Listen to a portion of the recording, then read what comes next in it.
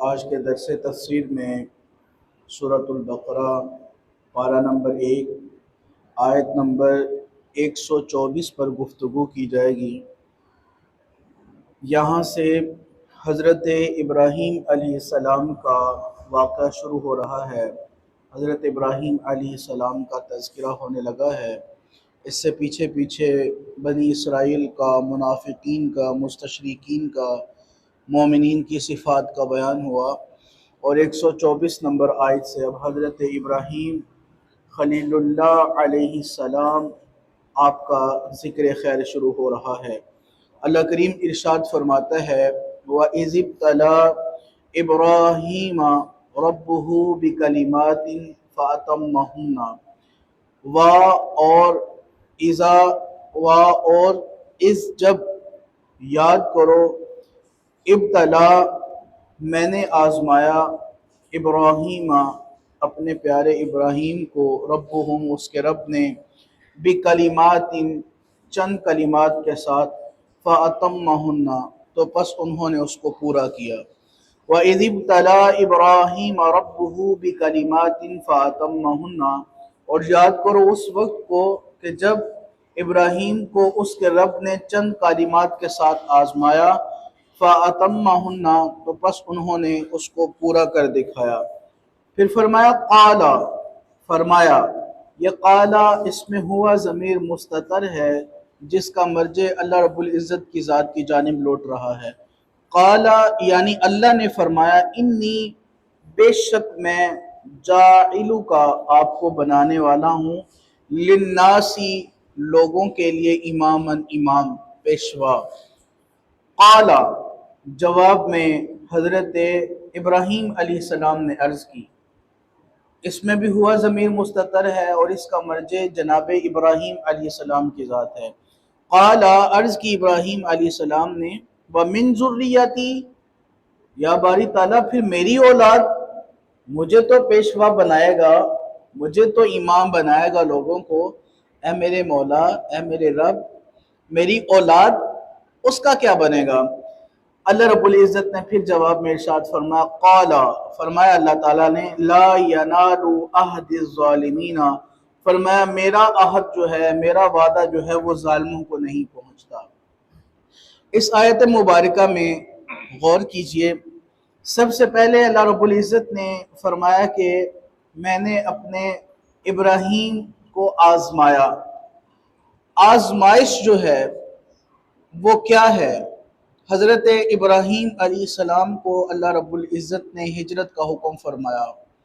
آپ علیہ السلام کو خالق کائنات نے بڑھاپے میں نیک اولاد دی، اور پھر نیک اولاد دینے کے بعد خود ہی کہا کہ جاؤ اس بیوی کو بھی اور بچے کو بھی سنسان پہاڑوں کی وادی میں چھوڑ آؤ۔ اب ذرا تصور کیجئے چند لمحوں کے لیے کہ دعائیں کر کر کے پتر مانگا ہو، دعائیں کر کر کے اولاد مانگی ہو، اور پھر ایسا وقت بھی آن پڑے کہ ان کو اپنے جگر سے دور کرنا پڑے، اپنے سینے سے دور کرنا پڑے، وہ جگر کا ٹکڑا، وہ جسے دعائیں کر کر کے اللہ سے لیا، دعائیں کر کر کے اللہ سے مانگا۔ فرمایا ابراہیم اپنی بیوی کو بھی اور بچے کو بھی، نو مولود بچہ ہے، ابھی شیر خوار ہے، دودھ پیتے ہیں حضرت اسماعیل، فرمایا کہ ان کو کہیں دور چھوڑ آئیے، صفا مروہ میں چھوڑ آئیے۔ یہ کتنی بڑی آزمائش ہے، کتنا بڑا امتحان ہے۔ اور پھر اسی بیٹے کو جب وہ جوان ہو جاتا ہے، جب باپ سے ملاقات ہوتی ہے، اب جوانی عروج پر ہے، حسن ہے، شباب ہے، اور خالق کائنات فرمائے کہ اے ابراہیم اب اسے پھر لے جاؤ اور چھری پکڑ کے اس کا گلا کاٹ دو، میری راہ میں قربان کر دو۔ اس سے بڑھ کر آزمائش کیا ہوگی؟ اس سے بڑھ کر امتحان کیا ہوگا؟ پھر دین اسلام کے لیے جو انہوں نے کوششیں کی، اور کافرین سے جو انہیں صعوبتیں ملیں، جو ان کو تکلیفیں ملیں، یہ بھی ایک آزمائش۔ اور حضرت ابراہیم خلیل اللہ علیہ السلام نے ساری آزمائش پر پورا اترے اور امتحان میں کامیاب ہوئے۔ جب امتحان میں کامیاب ہوئے تو پھر باری تعالیٰ نے انعام میں فرمایا اے ابراہیم اب میں آپ کو لوگوں کا امام بنا دوں گا، लोगों का पेशवा बना दूंगा। और ये हजरत इब्राहीम अलैहिस्सलाम हैं कि यहूदी और ईसाई ये आपस में लड़ते थे, और यहूदी कहते थे हजरत इब्राहीम अलैहिस्सलाम हमारे हैं, और ईसाई कहते थे हजरत इब्राहीम अलैहिस्सलाम हमारे हैं। यानी खालिक कायनात ने पूरी अवाम में, पूरे लोगों में हजरत इब्राहीम अलैहिस्सलाम को मकबूलियत अता फरमा दी। अब यहाँ पर मैं छोटी सी बात करने लगा हूँ, अल्लाह करे वो बात समझ में आ जाए।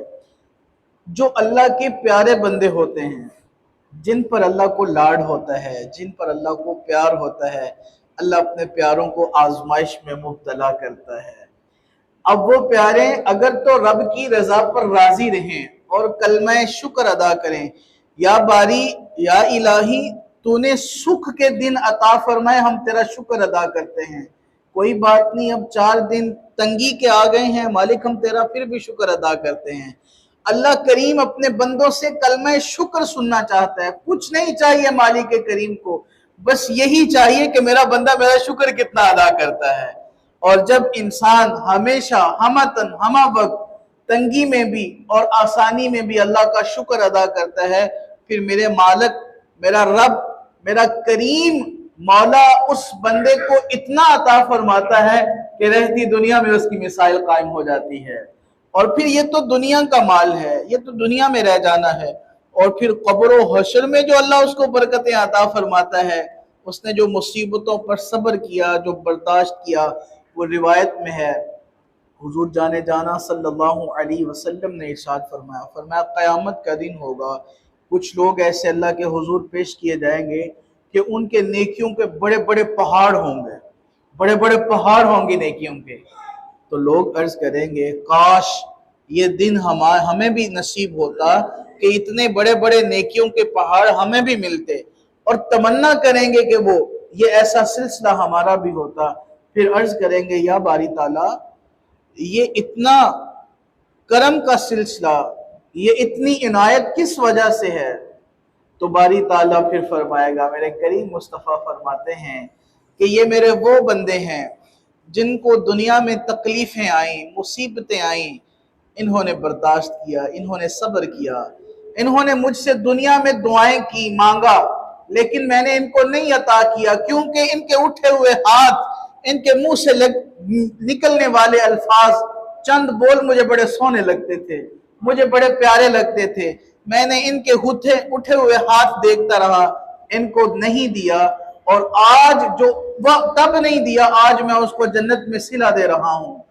तो लोग अर्ज करेंगे, लोग तमन्ना करेंगे, करीम मुस्तफ़ा सल्लल्लाहु अलैहि वसल्लम फरमाते हैं, लोग कहेंगे काश दुनिया में हमारी एक दुआ भी कबूल ना हुई होती और आज अल्लाह क़यामत के दिन हमें भी नेकियों के पहाड़ अता फरमाता। तो आजमाइश का आना ये कोई बड़ी बात नहीं है, बल्कि अल्लाह का ये भी फजल है, ये भी अल्लाह की रहमत है। लेकिन आजमाइश से निकल जाना, सरखुरू हो जाना, ये सबसे बड़ी अल्लाह की तरफ से कामयाबी है, अल्लाह का सबसे बड़ा ये फजल है।